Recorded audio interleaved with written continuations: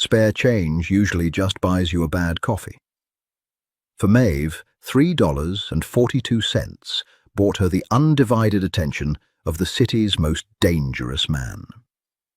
She thought she was just helping a confused old man in a fluorescent-lit grocery checkout line. She didn't know the crumpled bills she handed the cashier would flag her face on a private, underworld surveillance network. Some good deeds go unpunished. Others drag you straight into the dark. Fluorescent lights hummed a dying yellow tune overhead. It was a miserable sound, the kind that drilled right into the base of your skull if you stood under it long enough. Maeve shifted her weight from her left foot to her right, staring blankly at the tabloid magazines lining the checkout aisle. Her boots were damp. November rain had a nasty habit of finding the cheap seams in fake leather. Ahead of her, the line was stalled. A heavy sigh escaped the woman directly in front of Maeve, followed by an aggressive check of a wristwatch. People in this part of the city were always in a hurry to get back to nowhere. Maeve leaned out slightly to see the hold-up. At the register stood an older man. He was small, slightly stooped, and aggressively fumbling through a worn leather wallet. "Sir, it's $23.40, the cashier said. She popped a bubble of pink gum, her eyes dead and fixed on the wall behind him. "You gave me a 20. Yes, I know." The old man's voice trembled. It wasn't the tremor of fear, but the frustrating, uncontrollable shake of age. His fingers, spotted and thin, scraped against the bottom of the empty coin pocket. "I had a 5. I know I had a 5. My boy gave it to me this morning." "Well, you don't have it now. Do you want me to put the milk back or the oranges?" The cruelty wasn't intentional. It was just the abrasive, sandpaper reality of minimum wage retail at 9 p.m. on a Tuesday. But the words hit the old man hard. His shoulders slumped. He looked down at the small cluster of items on the black conveyor belt. A carton of whole milk, a bag of bruised oranges, a loaf of cheap white bread. "No, I need the milk," he mumbled, his hands dropping to his sides. He looked entirely lost. Maeve watched his face. There was a profound, suffocating embarrassment in his pale blue eyes. It was a look she knew intimately. It was the look her mother used to get when the card declined at the pharmacy. It was the crushing weight of public inadequacy. She didn't have money to burn. Her checking account currently boasted a laughable 2-digit balance, and her rent was due in 3 days. But she couldn't stand the smell of sour patience radiating from the line anymore, and she couldn't watch this man shrink under the cashier's flat stare. Maeve stepped out of her place in line. She walked past the annoyed woman and slapped a crumpled $5 bill onto the sticky black plastic of the conveyor belt. "Keep the change," Maeve said to the cashier. The cashier didn't look surprised, just bored. She snatched the 5, hit a button on the register, and the drawer shot open with a mechanical ding. The old man turned to Maeve. Up close, his frailty was even more apparent, yet there was something wildly incongruous about him. His wool coat was frayed at the cuffs, but the material was incredibly soft. Cashmere, maybe. And beneath the fraying sleeve, a heavy silver watch caught the harsh overhead light. It didn't look like a cheap knockoff. It looked heavy. Real. "You didn't have to do that, sweetheart," he said, his voice thickening. "It's $3, Maeve replied, keeping her tone light, brushing off the gratitude before it could get heavy. "I spend more than that on terrible coffee. Don't worry about it." People aren't usually this kind. He picked up his plastic bags, his hands still shaking slightly. "My grandson, he tells me the world is a wicked place. He worries. Too much. That boy worries." "The world is what it is," Maeve said. She offered a tired smile. "Have a good night, sir. Get home safe." "Henry," he said, nodding slowly. My name is Henry. Maeve? Henry smiled. It transformed his face, stripping away the confusion and leaving something remarkably sharp behind. Thank you, Maeve. Gabriel will be very pleased you helped me. He turned and shuffled out the automatic glass doors, disappearing into the wet, black night. Maeve didn't think twice about the name Gabriel. She just stepped back into line, paid for her frozen dinner and cheap coffee grounds, and braced herself for the cold walk back to her apartment. The walk took 20 minutes. The rain had turned to a fine, freezing mist. She let herself into her building, the lock sticking the way it always did, requiring a hard shoulder shove to turn the deadbolt. Her apartment smelled like dust and old radiator heat. She kicked off her wet boots, tossed her keys onto the chipped laminate counter, and microwaved her dinner. It was a completely ordinary night. A quiet, depressing, utterly normal Tuesday. She ate her food in silence, watching the rain streak the dirty glass of her single window. She didn't know that 3 miles away, in a sprawling, gated estate on the affluent north side of the city, a man was watching security footage of her face. She didn't know that the $5 bill she had casually tossed on a counter had just rewritten the trajectory of her entire life. Tuesday nights at the Rusty Anchor were an exercise in slow, agonizing boredom. The dive bar sat on a corner that the city's gentrification had somehow miraculously missed. It smelled perpetually of stale beer, bleach, and the ghosts of cigarettes smoked decades ago. Maeve wiped down the sticky mahogany bar with a damp rag, her mind entirely blank. She had been working here for 2 years, pouring cheap whiskey for men who had given up on better things. The clock on the wall above the registers ticked toward 11 p.m. Only 3 patrons sat in the booths, all regulars, all nursing half-empty glasses in comfortable silence. Then the atmosphere shifted. It wasn't a loud noise that changed the room. It was the absolute, sudden absence of it. The faint hum of conversation died. The front door swung open, letting in a gust of freezing wind, and 3 men stepped inside. They didn't belong here. They wore dark, tailored overcoats that probably cost more than the bar's liquor license. They moved with a terrifying, synchronized grace, fanning out slightly as they assessed the room. 2 of them were built like freight trains, their eyes cold and scanning. The 3rd man walked between them. He was taller, leaner, and possessed a quiet, dense gravity that pulled the air right out of the room. He didn't look like a thug. He looked like an executive, except for the brutal, flat emptiness in his dark eyes. His hair was jet black, cut short and sharp. He unbuttoned his overcoat slowly, revealing a charcoal suit underneath. Maeve stopped wiping the bar. The rag grew cold in her hand. Her instincts, honed by years of living in bad neighborhoods, screamed at her to find a back door. This wasn't a robbery. Robbers were jumpy, loud, and desperate. These men were comfortable. They owned the space the second they crossed the threshold. The man in the center walked directly toward the bar. He pulled out a stool, the hinges squealing in protest under the sudden weight, and sat down opposite Maeve. "Can I help you?" Maeve asked.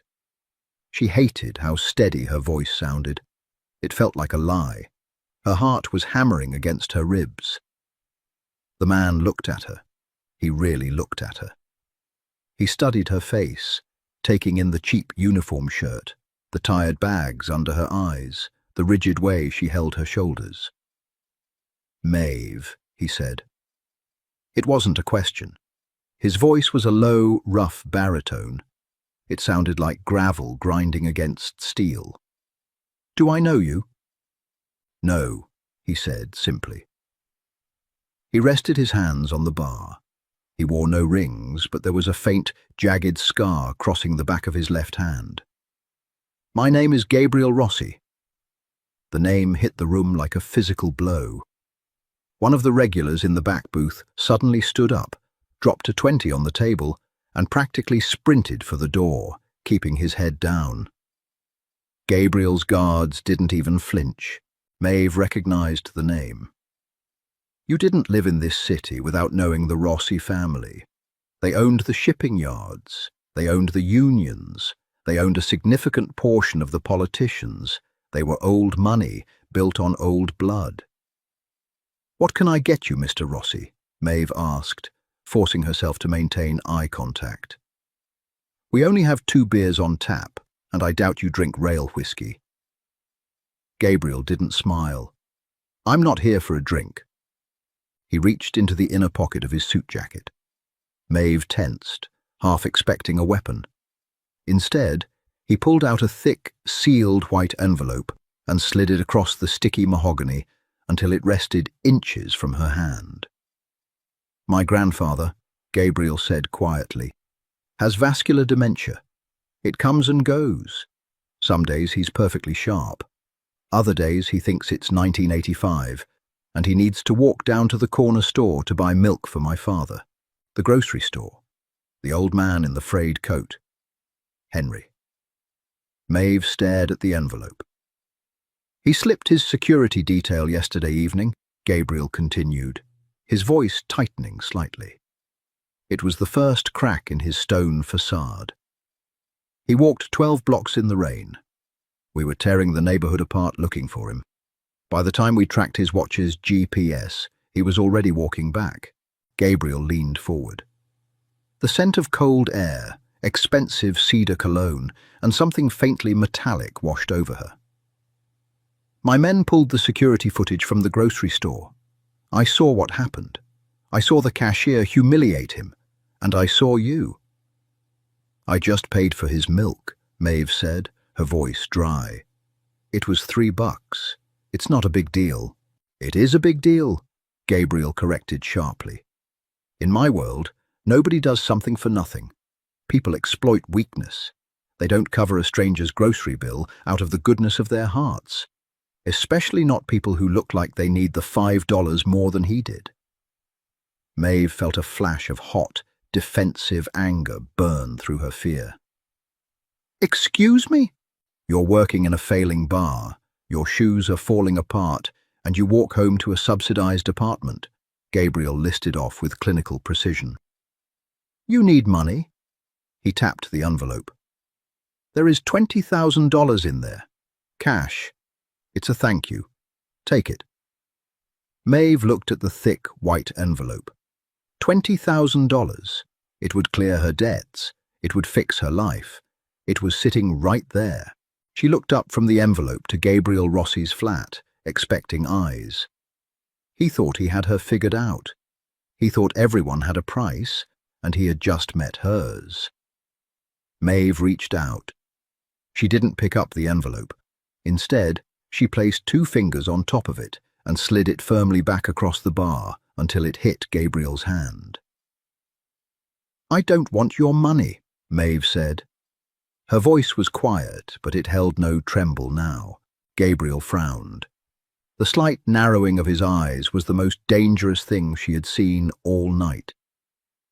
"Excuse me." "It was $3, Maeve repeated, picking up her damp rag.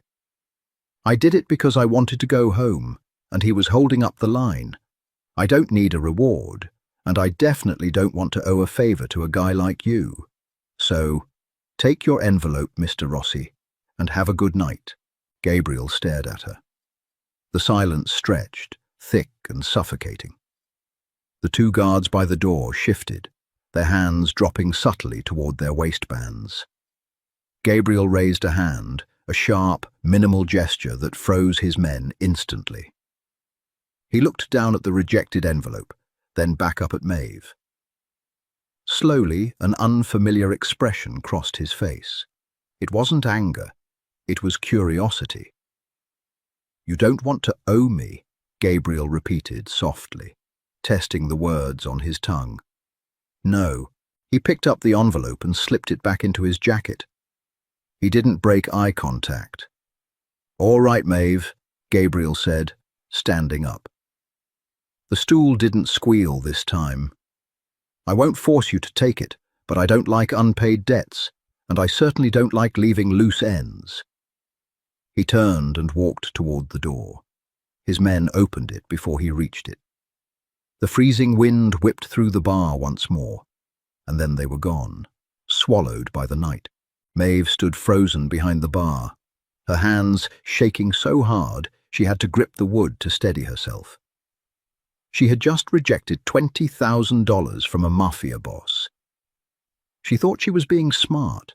She thought she was cutting the tie. She was wrong. She had just tied the knot. Paranoia is a quiet disease. It doesn't scream. It whispers. It makes you check the deadbolt 3 times instead of 2. It makes you memorize the license plates of the cars parked on your street. For 3 days after the encounter at the Rusty Anchor, Maeve lived in a state of suspended animation, waiting for the other shoe to drop. You didn't tell a man like Gabriel Rossi to take a hike without consequences. Thursday morning arrived with the pale, sickly light of a city struggling against winter. Maeve sat in the corner of a 24-hour laundromat, watching her faded work shirts tumble in the dryer. The place smelled of industrial bleach and cheap floral fabric softener. A fluorescent bulb flickered rhythmically above row 4, casting a twitchy, nervous strobe across the peeling linoleum floor. She was exhausted. Sleep had become a fragmented, elusive thing, broken by the memory of Gabriel's flat, dark eyes. The bell above the glass door chimed. Maeve didn't look up from her beat-up paperback. People drifted in and out of this place like ghosts. It wasn't until the heavy scent of cedar and cold rain overpowered the smell of bleach that her stomach dropped. Gabriel stood at the end of the aisle. He looked entirely absurd in this environment. He wore a dark navy wool coat over a charcoal turtleneck, the fabric hugging the broad lines of his shoulders. His shoes, polished black leather, probably cost more than the row of washing machines beside him. He wasn't flanked by guards this time. He was alone, and somehow that made him infinitely more intimidating. Maeve closed her book, marking the page with her thumb. "Are you stalking me, Mr. Rossi? Because I'm pretty sure there are laws about that, even for people who own the judges." Gabriel didn't smile. He walked slowly down the aisle, his gaze sweeping over the rusted coin machines, the overflowing trash bins, and finally settling on her. He stopped a few feet away, invading her space just enough to establish dominance, but keeping enough distance to avoid a physical threat. "My grandfather refused to eat his breakfast this morning," Gabriel said. His voice was a low rumble, blending with the rhythmic thumping of the dryers. Maeve blinked, completely derailed by the statement. She had braced herself for a threat, a bribe, or an eviction notice, not a dietary report. "I'm sorry. He has it in his head that the girl from the grocery store is in trouble," Gabriel continued, his jaw tightening. "Dementia is a cruel architect. It builds realities out of fragments. He remembers you paying for his groceries. He remembers my men bringing me the security footage. Now, he thinks you're starving because you gave him your last $5. He won't touch his food until he knows you're provided for." Maeve let out a harsh, involuntary laugh. It sounded scraped raw. "So you tracked me down to a laundromat in the worst ward of the city to tell me your grandfather is worried about my financial stability?" "I tracked you down," Gabriel said, leaning slightly against the vibrating metal of a washing machine, "because I have a problem I need to solve, and you are the crux of it. I told you I don't want your money. I know what you told me." Gabriel's dark eyes locked onto hers, stripping away the defensive layers she tried to project. "I spent the last 3 days running a background check on you, Maeve." Her grip tightened on her book. "That's a massive invasion of privacy." "It's standard operating procedure," he countered smoothly. "You have $34 in your checking account. You're 2 months behind on your heating bill." Your mother died of ovarian cancer 3 years ago, leaving you drowning in medical debt that you are slowly, painfully trying to chip away at by pouring cheap liquor for alcoholics. The words felt like physical blows. He was laying out the pathetic, fragile anatomy of her life for them both to examine under the harsh laundromat lights. A flush of hot humiliation crept up Maeve's neck. "Stop," she said, her voice shaking slightly. "I am simply stating facts. You are drowning." Gabriel reached into his coat pocket. He didn't pull out an envelope this time. He pulled out a small, heavy piece of cardstock. "I don't like owing debts. In my family, an unpaid debt is a vulnerability. It implies a lack of control. You did something for my blood. Now, I have to balance the ledger." He stepped forward and placed the card on top of her paperback. It was a business card, matte black, thick, with a single phone number printed in embossed silver ink. "I won't hand you cash. I see it insults your pride," Gabriel said, his tone shifting. It was less commanding now, threading with something dangerously close to respect. "But I own 3 legitimate restaurants downtown, the kind where a bottle of wine costs more than your monthly rent. I need a front-of-house manager for the one on 5th. The pay is triple what you make at the bar, with full health benefits." Maeve stared at the black card. It felt heavy, like a lead weight pressing into her hand. This wasn't charity. This was a calculated, strategic move. It was employment, but it was employment under his shadow. "Why?" Maeve asked, looking up. "Why go through all this trouble for a stranger?" "Because Henry asked me to," Gabriel replied instantly. But there was a hesitation in his eyes, a brief flicker of something unsettled. "And because I have never met someone who looks at a lifeline and spits in the face of the man throwing it. Call the number, or don't. But if you don't, Henry starves, and I will have to find a much less polite way to balance my ledger." He didn't wait for her answer.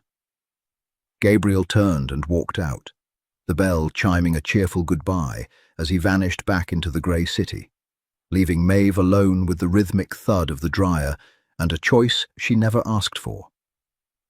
Fear has a specific metallic taste. It floods the back of your throat right before the adrenaline hits. Maeve knew the taste intimately. She tasted it now, choking on the damp, freezing air of the alleyway behind the rusty anchor. It had been 4 days since the laundromat. The black business card burned a hole in her coat pocket. She hadn't called the number. She had stubbornly clung to her miserable independence, pouring drinks and ignoring the creeping dread that she was making a catastrophic mistake. Tonight, the mistake caught up with her. She was dragging a heavy plastic garbage bag toward the rusted dumpster when the shadows near the brick wall detached themselves. 2 men. They didn't have the tailored, lethal elegance of Gabriel's security detail. They were rough, erratic, and smelled of stale sweat and cheap meth. "Look at this," the taller one rasped, stepping into the dim yellow pool of the security light. He held a switchblade. The blade caught the light, a wicked, slender sliver of silver. "Rossi's little charity project." Maeve dropped the trash bag. It hit the wet pavement with a heavy thud. She took a slow step backward, her eyes darting toward the back door of the bar. It was closed. Solid steel. No handle on the outside. "I don't know what you're talking about," Maeve said. "Keep the voice steady. Keep the eyes moving. Find a weapon, a broken bottle, a loose brick. Anything."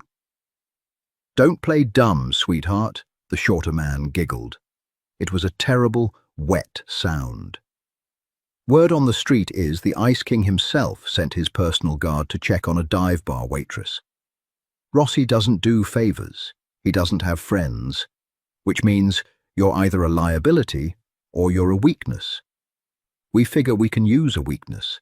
They were moving in, cutting off her escape route to the street. Maeve's breath hitched in her chest.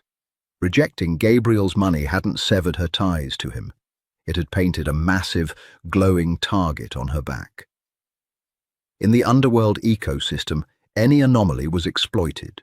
She was the anomaly. The tall man lunged, grabbing the collar of her cheap winter coat.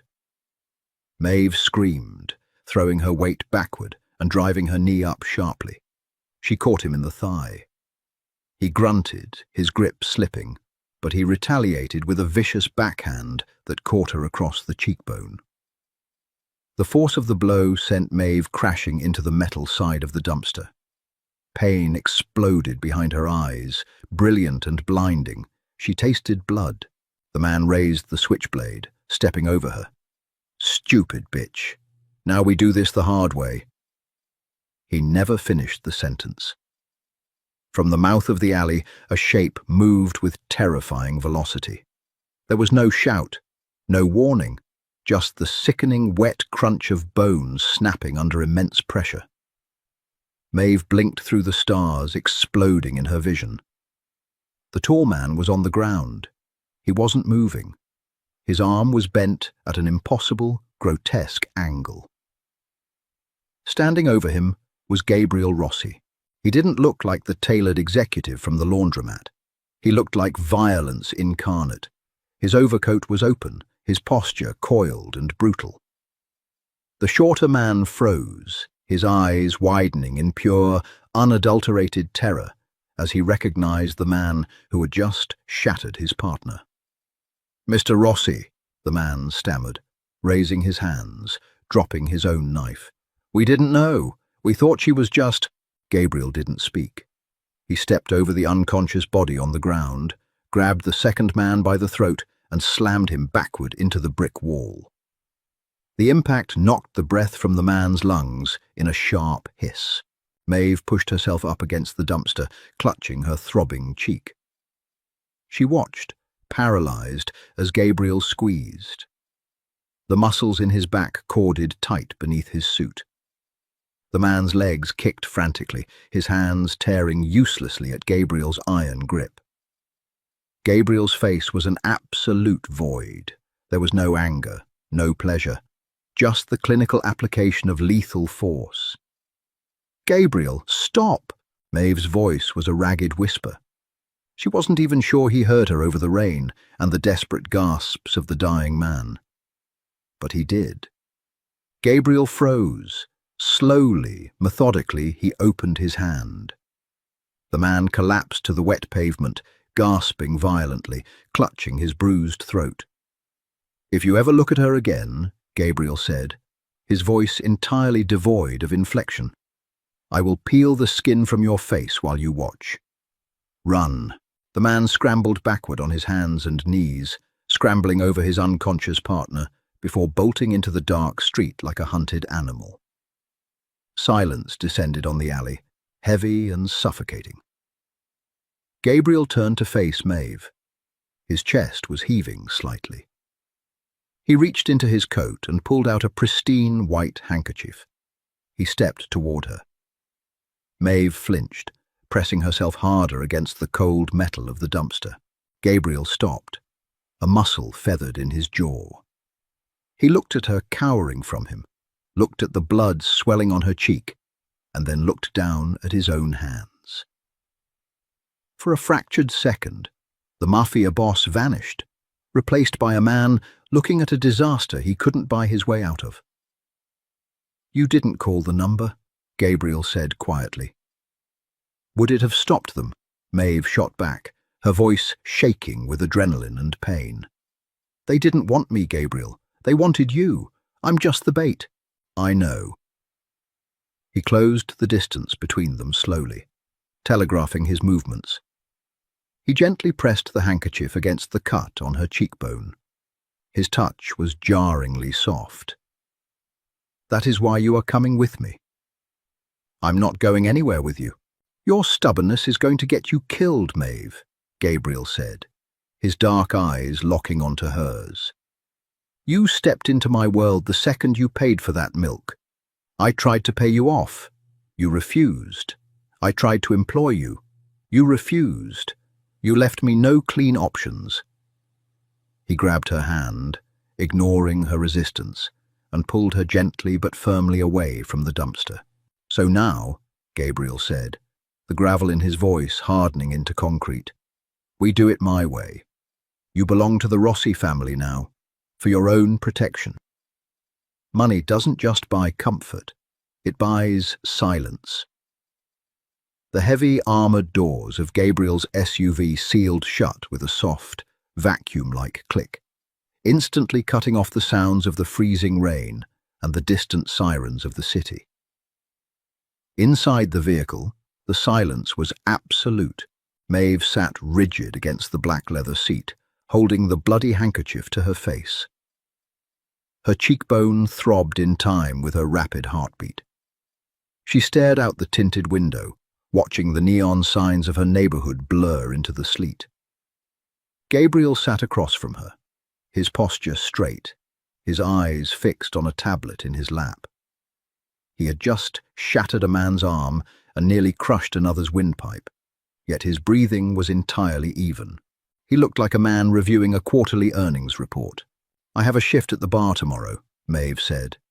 Her voice sounded thin, swallowed by the spacious interior of the car. Gabriel didn't look up from his screen. "I bought the bar 20 minutes ago. You no longer work there." The sheer, casual absurdity of the statement punched the air right out of her lungs. "You bought a bar, at midnight, because I have a shift." The current owner had gambling debts. The transfer was highly motivated. Gabriel swiped a finger across the glass. "I told you, Maeve, you are a vulnerability. As long as you are walking the streets unprotected, my enemies will use you to get to me. I cannot allow that. So I'm a prisoner. You are a guest." He finally looked up. "You will have a room, fresh food, and security. When the people who ordered that hit in the alley are identified and removed, you can go back to your life. Until then, you stay." They passed through the heavy iron gates of the Rossi estate 20 minutes later. The property sat on a sprawling cliffside, overlooking the dark, churning water of the bay. It was less a house, and more a fortress built of grey stone and reinforced glass. Cameras tracked the vehicle's progress up the winding driveway. Inside, the estate was cavernous and cold. The floors were polished marble that echoed sharply under Maeve's cheap, wet boots. Everything smelled of lemon polish and sterile air conditioning. There were no photographs, no clutter, no signs that human beings actually lived here. It looked like a museum exhibit of immense wealth. A man in a white medical coat was waiting in the foyer.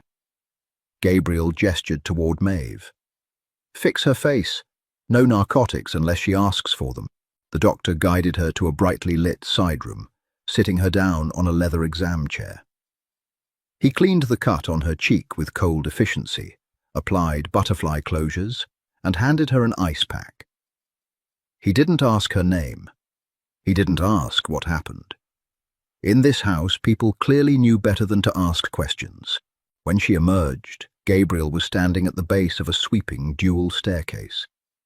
He had shed the overcoat, leaving him in the dark turtleneck and suit trousers. Without a word, he led her up the stairs and down a long, dimly lit corridor. He opened a heavy oak door and stepped aside. The guest room was larger than Maeve's entire apartment. A massive king-sized bed dominated the space, flanked by floor-to-ceiling windows overlooking the rain-lashed bay. A fire was already crackling in a stone hearth. "Your clothes are wet," Gabriel noted, his eyes dropping briefly to her shivering frame. "There is a wardrobe in the dressing room. The tags are still on. Wear what you want. Tomorrow, someone will collect your personal effects from your apartment. I don't want your clothes. I want my own things." "Your apartment was compromised the moment those men cornered you," Gabriel replied, his tone hardening. "They know where you live. They know your routines. Going back there is suicide.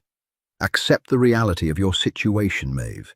It will make this much easier." "And what about Henry?" she shot back. "Does he know you drag women off the street to balance your ledgers?" A shadow passed over Gabriel's face. It was the first genuine crack in his composure since the alley. "My grandfather is asleep. He had a difficult day. You will not disturb him." "Right, because the great Gabriel Rossi can control everything except a dying man's memory." It was a cruel thing to say. Maeve knew it the moment the words left her mouth. She was angry, terrified, and lashing out at the only target available. Gabriel stepped fully into the room. The air pressure seemed to change, dropping 10 degrees. He walked slowly toward her, stopping only when the toes of his expensive shoes nearly touched her damp boots. He looked down at her. "I control what I must to keep my family alive," Gabriel said, his voice dropping to a dangerous, gravelly whisper. "I do terrible things to terrible people, so my grandfather can die in a warm bed instead of bleeding out in a warehouse. You think you understand my world because you pour drinks for losers and dodge muggers on your walk home. You know nothing." He turned on his heel. "Lock the door if it makes you feel better. The guards outside will ensure you aren't disturbed." The door clicked shut behind him. The lock engaged from the outside. Maeve stood alone in the center of the massive, beautiful room, the ice pack burning against her skin. She walked over to the window and looked out at the black water. She wasn't just a guest. She was a piece on a chessboard, completely at the mercy of a man who didn't know how to lose. 4 days in a fortress changes a person. The initial terror calcified into a dull, grinding frustration. The Rossi estate ran like a high-end military installation. Meals were delivered precisely at 8, 1, and 7. Maids materialized like ghosts to clean rooms and vanished just as quickly. The perimeter was patrolled by silent men in dark suits, carrying concealed weapons. Maeve refused to assimilate. She left the designer clothes hanging in the cedar-lined wardrobe, choosing instead to wash her cheap jeans and work shirt in the massive porcelain sink of her en-suite bathroom, hanging them over the heated towel racks to dry. She refused the trays of prime rib and seared scallops, walking down to the industrial kitchen at odd hours to make herself plain toast and black coffee.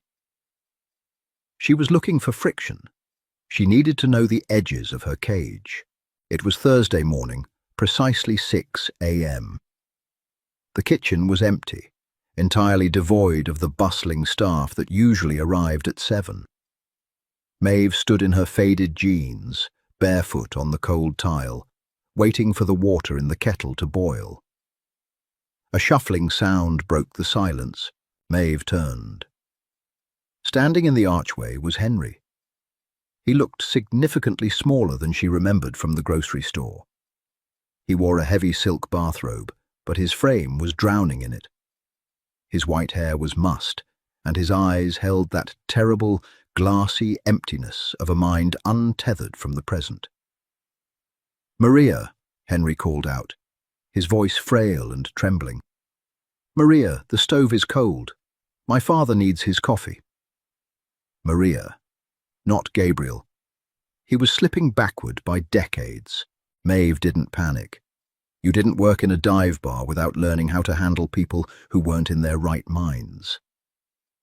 The strategy was always the same: agree, redirect, and anchor. "I'm sorry, Henry," Maeve said, keeping her voice incredibly soft and even. She stepped away from the kettle, keeping her hands visible. Maria stepped out for a moment. "I'm taking over the coffee." Henry blinked, staring at her. The confusion deepened, his brow furrowing. "You aren't Maria? Where is my coat? I need to go down to the docks, the shipment." He started to turn, his breathing growing shallow and panicked. "The boys at the dock, they won't unload without me. The docks are closed today due to the rain, Henry," Maeve lied smoothly, walking slowly toward him. She pulled out a heavy oak bar stool. The foreman called. Everyone went home. Why don't you sit down, and I'll bring you that coffee? He hesitated, looking toward the dark windows.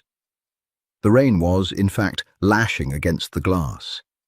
The physical evidence seemed to anchor him slightly. His shoulders dropped. Closed, he muttered. Closed. Good, my back hurts. He shuffled to the stool and sat down heavily. Maeve quickly fixed a mug of black coffee, adding 2 sugars just to give him something to taste, and slid it across the marble island. Henry wrapped his spotted hands around the warm ceramic. Thank you, sweetheart, he murmured. You're welcome. He doesn't know how to do it, you know, Henry said suddenly, staring into the black liquid. His voice shifted, sounding suddenly clearer, heavier. Who doesn't? Gabriel. Henry looked up, and for a fleeting second the fog cleared. The sharp, intelligent eyes of the patriarch returned. He knows how to build the walls. He knows how to shoot the wolves. But he doesn't know how to live inside the house. He thinks fear is the same thing as safety. Maeve went entirely still. The hairs on her arms stood up. Before she could answer, a shadow detached itself from the hallway. Gabriel stepped into the kitchen. He was fully dressed in a dark suit, his tie perfectly knotted. How long he had been standing there, watching her handle his grandfather, she had no idea. But his face was tight, his jaw clenched so hard, a muscle twitched near his ear. Grandpa, Gabriel said quietly, stepping forward. It's early. The doctor wants you resting until 8. Henry looked at Gabriel, the brief window of lucidity slamming shut. The old man smiled pleasantly. Good morning, son. This nice girl was just telling me the docks are closed. They are, Gabriel agreed smoothly, his eyes flicking to Maeve. There was a complex weight in his gaze, something caught between gratitude and intense irritation. Let's get you back upstairs. The floors down here are cold. He helped the old man up, his large hands incredibly gentle on Henry's fragile shoulders. As they reached the archway, Gabriel stopped and looked back at Maeve. My office. Tonight at 10, Gabriel commanded softly. We need to talk. The day dragged by.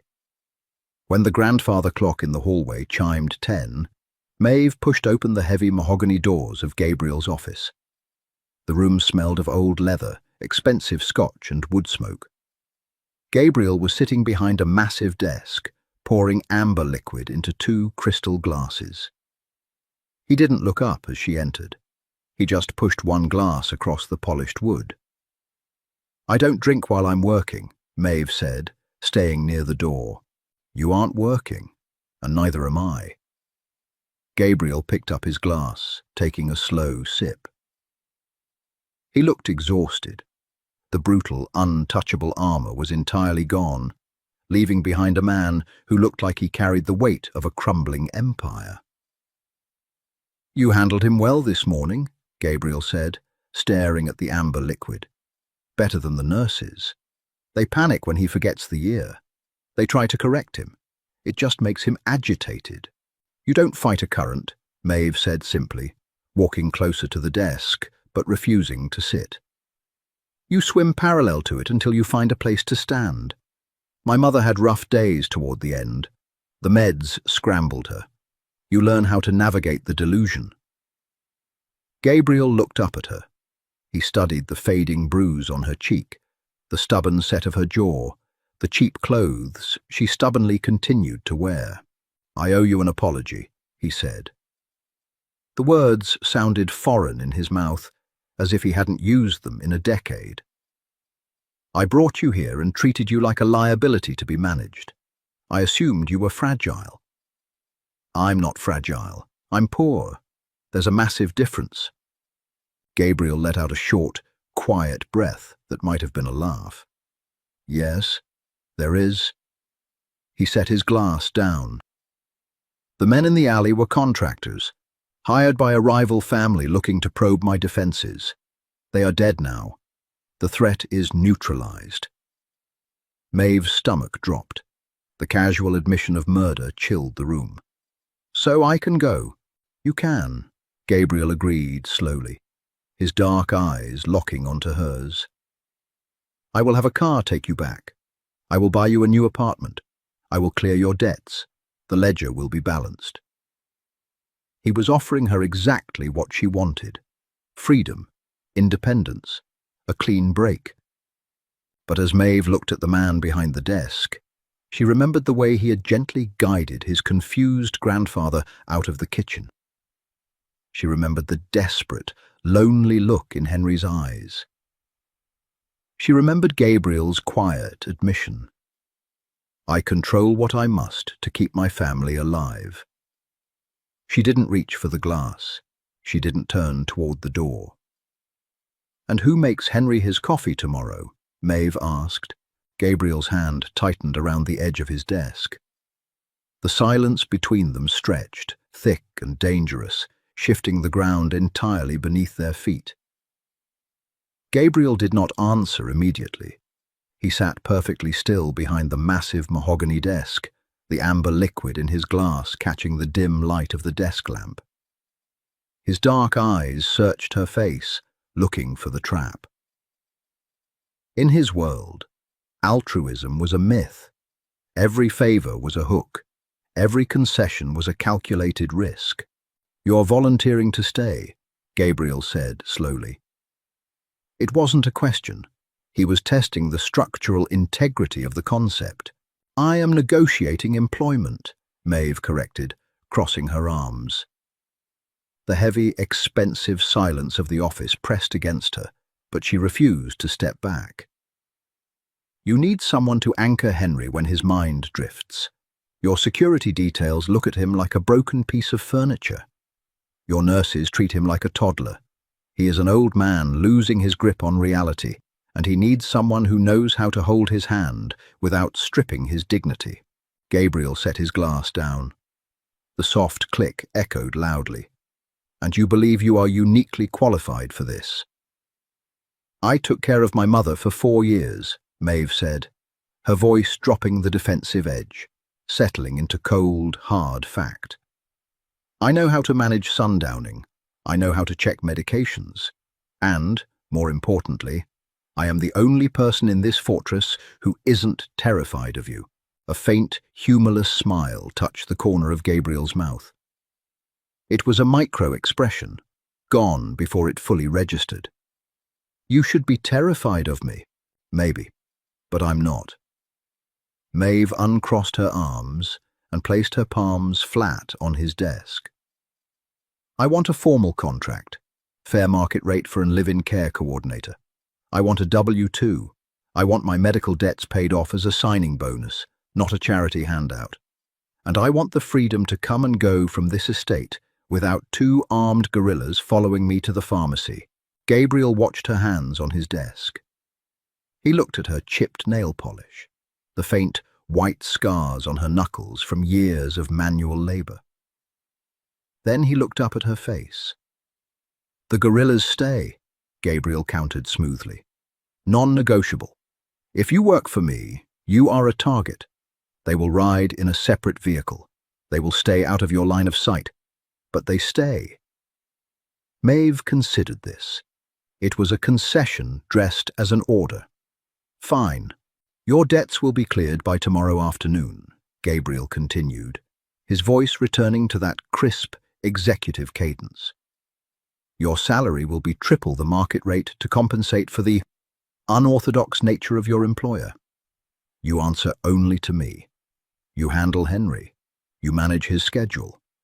You tell the medical staff what to do.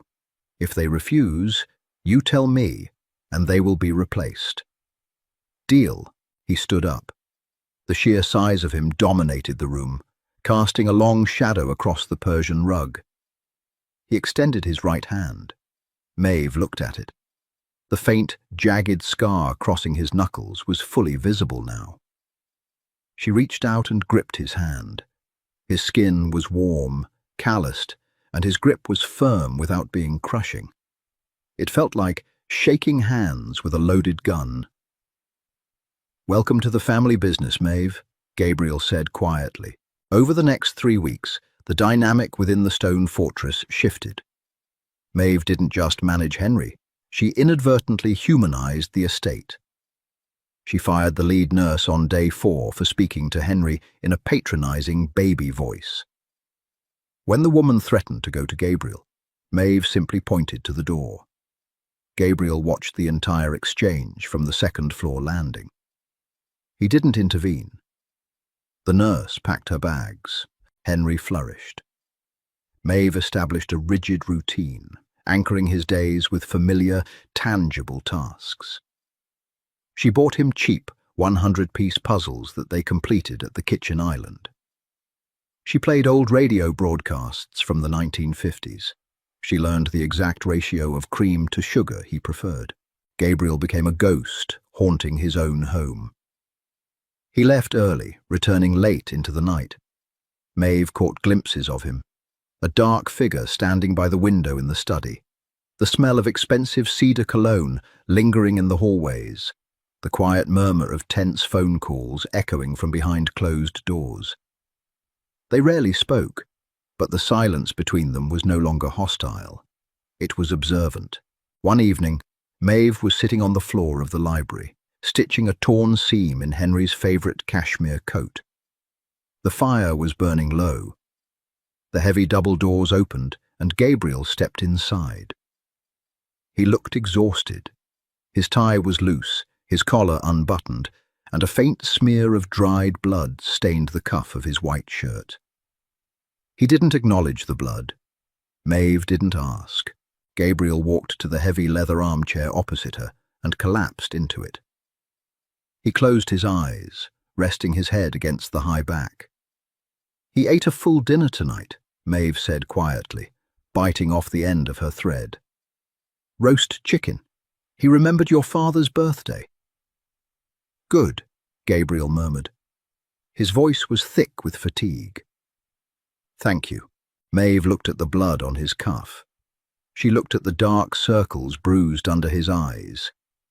He was a monster to the city outside these walls. He shattered bones and ruined lives.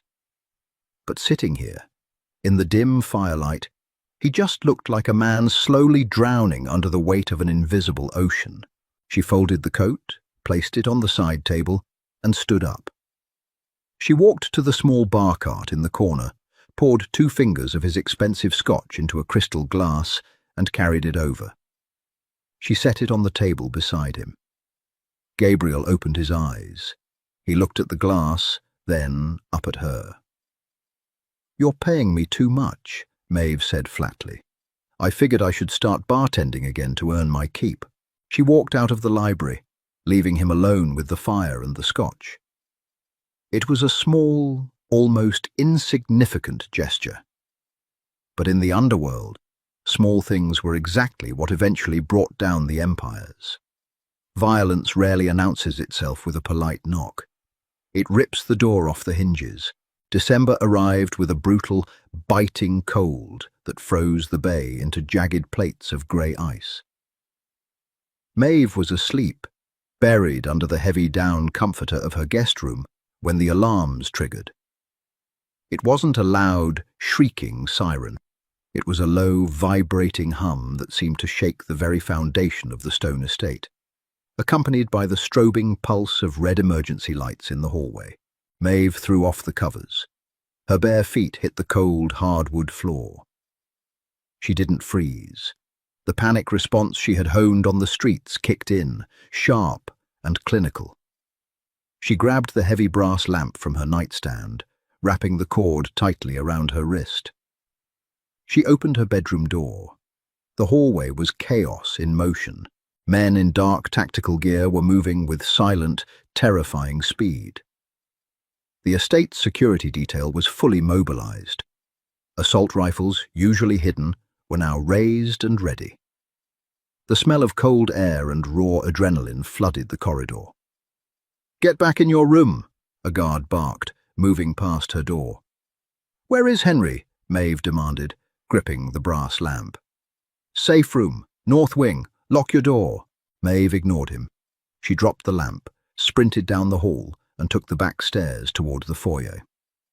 The front doors were blown wide open, the freezing wind howling into the pristine marble entryway. 3 SUVs were parked haphazardly on the front driveway, their doors flung open. 2 guards were dragging a man up the stone steps. It was Gabriel. His charcoal suit was ruined. The fabric was torn and soaked with a massive, spreading stain of dark, heavy crimson. His head slumped forward, his breathing coming in wet, ragged gasps. "Medical room! Move!" one of the guards screamed, completely dropping the usual professional stoicism. Maeve's heart slammed against her ribs. She didn't think, she just moved. She intercepted them at the base of the stairs, sliding her shoulder under Gabriel's free arm, taking his weight. He was incredibly heavy, a dead weight of dense muscle. Gabriel's head rolled to the side. His dark eyes flickered, struggling to focus. He saw her face. "Maeve," he grunted, blood staining his teeth. "Get out of the hall." "Shut up and walk," Maeve snapped, straining under his weight as they half-carried, half-dragged him down the corridor toward the sterile white room where the doctor had stitched her face weeks ago. They kicked the door open. The estate doctor was already there, snapping on blue latex gloves, his face pale and tight. "On the table, now," the doctor ordered. They hauled Gabriel onto the leather examination chair. He groaned, a deep, animalistic sound of pure agony, as his back hit the surface. The doctor grabbed a pair of trauma shears and began cutting away the expensive wool of the suit jacket and the ruined shirt beneath. Maeve stood frozen at the foot of the chair. His left side was a mangled ruin. 2 gunshot wounds, one high in the shoulder, passing clean through. The other low in the abdomen. That was the bad one. Dark, arterial blood pulsed sluggishly from the ragged hole, pooling quickly on the black leather. "I need pressure on the stomach," the doctor yelled, turning to grab a tray of surgical instruments. "Now!" The guards hesitated. They were shooters, not medics. Maeve stepped forward. She grabbed a thick stack of sterile gauze from the counter, pressed it directly over the abdominal wound, and leaned her entire body weight onto her hands. Gabriel arched his back, a horrific strangled cry escaping his throat. His hands, slick with his own blood, blindly reached out and gripped Maeve's forearms. His fingers dug into her skin like iron clamps. "Look at me," Maeve ordered. Her voice was loud, slicing through the panic in the room. "Gabriel, look at me." His eyes snapped to hers. They were dilated, wild with pain and shock. "Keep looking at me," she said, pushing down harder on the wound. Warm blood soaked through the gauze, slipping between her fingers. The copper smell was overpowering. "You're not dying tonight. Who makes Henry his coffee if you die?" A dark, wet chuckle bubbled up from Gabriel's chest, turning quickly into a cough. "You do." "I quit. The hours are terrible," Maeve fired back. "Stay with me," the doctor returned, moving with frantic precision. "I have to dig the bullet out before I can clamp the bleeder. It's too deep. No time for local anesthetic to take full effect. Hold him down." The 2 guards moved in, pinning Gabriel's shoulders and legs. Gabriel's grip on Maeve's forearms tightened until she felt bruises forming. He didn't look at the ceiling. He didn't look at the doctor. He locked his eyes entirely on Maeve. "Do it!" Gabriel rasped. The doctor went in with the forceps. Gabriel didn't scream again. He bit down on his lower lip until it bled, his entire body going rigid as a steel beam. The muscles in his neck strained against the skin. Maeve held the pressure, her hands coated in his blood, refusing to break eye contact. She anchored him, just as she anchored Henry. Minutes stretched into an eternity. The only sounds were the sickening wet slick of metal in tissue, the harsh, ragged breathing of the men in the room, and the howling wind outside. "Got it?" the doctor finally breathed, dropping a deformed lump of lead into a metal kidney dish with a sharp clink. "Clamping the artery. Bleeding is slowing. He's going to make it." Gabriel's head fell back against the leather. His eyes fluttered shut. His grip on Maeve's arms slowly loosened, his hands falling limply to his sides. He was out. Maeve stepped back. The doctor took over, packing and stitching the wound. She walked over to the stainless steel sink in the corner. She turned the faucet on, the water running cold. She stared down at her hands. They were entirely coated in Gabriel's blood. The water turned a pale, watery pink as it circled the drain. She had thought her job was to protect an old man from a ruthless world. As she scrubbed the blood from under her fingernails, the cynical, cold reality settled into her bones. She wasn't just an employee anymore. She was neck-deep in the violence. The ledger wasn't balanced. It was bleeding, and she was the one holding the gauze. 3 days passed in a haze of antiseptic and hushed voices. Gabriel did not die. Men like him rarely surrendered to something as pedestrian as a bullet. He woke up 30 hours after the surgery, pale, furious, and barking orders at his lieutenants from the medical bed. Maeve stayed out of the way. She kept Henry occupied in the sunroom, playing endless games of gin rummy and lying through her teeth about Gabriel's absence. She told the old man his grandson was in Chicago, finalizing a shipping contract.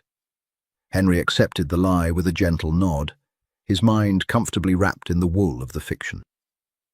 On the 4th night, the estate finally fell quiet. The lieutenants went home. The extra security shifted to the perimeter. Maeve walked into the medical room holding a glass of ice water. The machines hummed a low, steady rhythm. Gabriel was awake. He was sitting up slightly, propped against rigid white pillows, the heavy bandages thick beneath his unbuttoned shirt. He looked like a ruin, but the flat, dangerous intensity in his eyes remained entirely intact. He tracked her movement as she crossed the room and set the glass on the metal tray beside him. "You lied to Henry," Gabriel said. His voice was a rasp, stripped of its usual smooth bass. "I protected him," Maeve corrected, pulling up a plastic chair and sitting down. She didn't flinch under his stare. "There's a difference, and you owe me for the dry cleaning. Your blood ruined my favorite shirt." Gabriel looked away, staring at the blank white wall opposite his bed. For a long time, the only sound was the mechanical click of the IV drip. The silence wasn't hostile. It was heavy with the things they hadn't said since she stood over him, holding his artery shut. "The men who hit the house," Gabriel started, his voice dropping into a dangerous register, "were a splinter faction of the Costa Syndicate. They thought I was distracted. They thought bringing a civilian into the house made me soft." "Did it?" Gabriel turned his head slowly. He looked at her, really looked at her. He took in the cheap jeans, the tired posture, the sheer, stubborn grit that kept her rooted in a chair beside a man who brought death to his own doorstep. "No," Gabriel said quietly. "It made me careless. I assumed my walls were high enough to keep the wolves out. I forgot that wolves don't climb walls. They wait for the gate to open." He reached out. His movements were stiff, his muscles screaming against the stitches. He picked up a manila folder resting on the edge of his mattress and tossed it onto Maeve's lap. "What is this?" she asked. "Passports. A new identity. A bank account routed through a shell corporation in Zurich with enough money to disappear permanently." Gabriel leaned back, closing his eyes, the effort costing him visibly. The Costa faction is gone.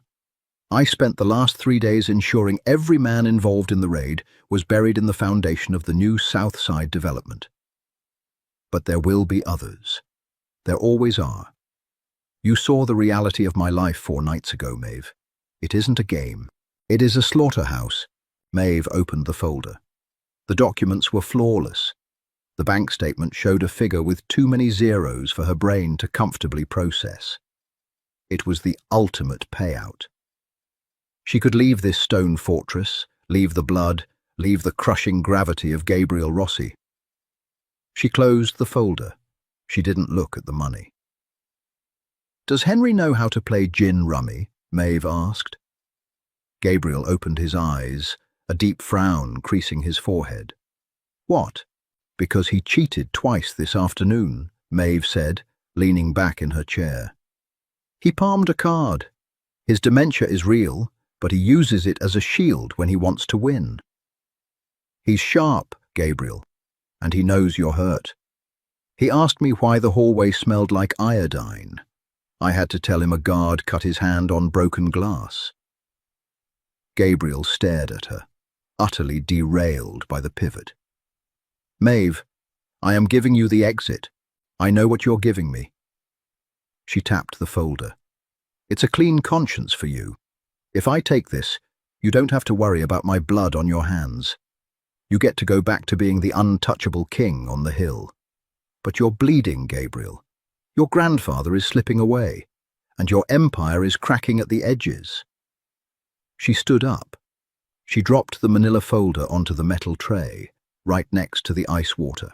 "I told you I negotiate my own terms," Maeve said, her voice dropping to a low, quiet hum of absolute certainty. "I don't run from a fight, and I don't abandon my debts. You brought me into this house to anchor your family. Now, you're stuck with me." Gabriel looked at the discarded folder, then up at Maeve. The cynical, brutal armor he wore for the world finally cracked, completely and irreparably. A slow, genuine smile touched his lips, a rare, terrifying thing that changed the entire landscape of his face. "You are a very stubborn woman," he murmured. "And you have terrible security," she shot back.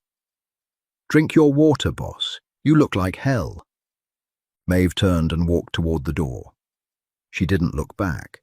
She didn't need to. The ledger was finally closed. They didn't owe each other money, or favors, or duty. They owed each other survival. And in the dark, sprawling underworld of the city, that was a bond thicker than blood. What a wild ride. From a crumpled $3 bill to holding her own inside a ruthless mafia empire, Maeve proved that true power isn't about the money you possess. It's about the fear you refuse to show.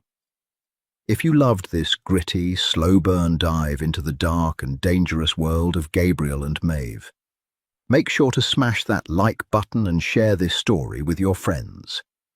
Hit subscribe and ring the notification bell so you never miss our next epic storytelling series. Drop a comment below. Would you have walked away with the Zurich money? See you next time.